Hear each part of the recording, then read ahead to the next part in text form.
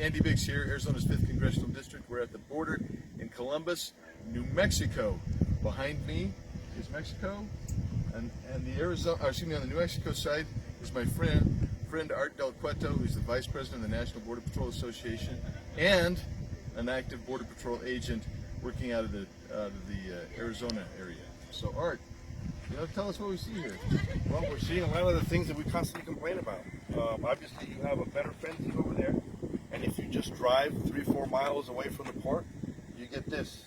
And this is part of the problem. This is just, it's easy to come in and out, entry legally. With the amount of people that are turning themselves in at this point, a lot of the agents have been, occupied and having to do all the processing, what I call false asylum claims. But this is part of the issues.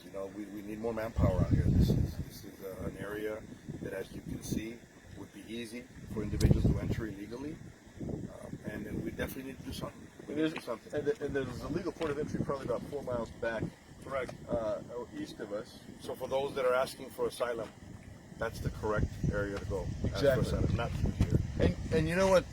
It looks pretty desolate. Daniel, I don't know if you want to. We're isolated, but we have a port of entry 4 miles from here. A gentleman just walked by here on the Mexico side that we talked to, and he's a retiree, and he's just walking on this road for exercise, which tells you that you can get foot traffic very easily.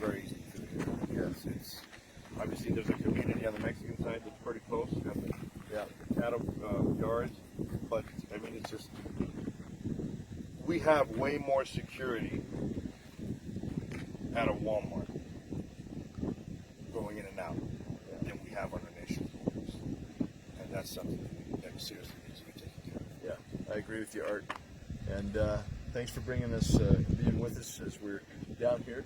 No, I want to thank you because I don't think you get thanked enough, and I know you bring other congressmen, but I know you've been the lead in a lot of these. You've done so many tours down on the Arizona side. You're out here, you've been in Texas, you've been here in Arizona, I've been here in New Mexico.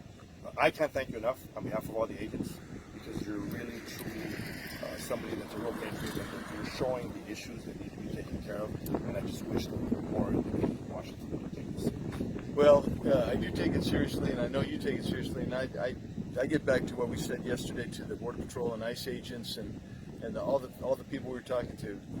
You're doing the Lord's work here. This is something that needs to be done, and we thank you because we've got people in our own body in Congress that say the most outrageous things. They claim murder, they claim torture, they claim that you're telling people to drink out of toilets. It's a lie. It's just not true, and we've seen ample evidence of it, and we've got to keep fighting to get the message out how serious this is. So right now we were down from the surge highs of the numbers, right? Correct.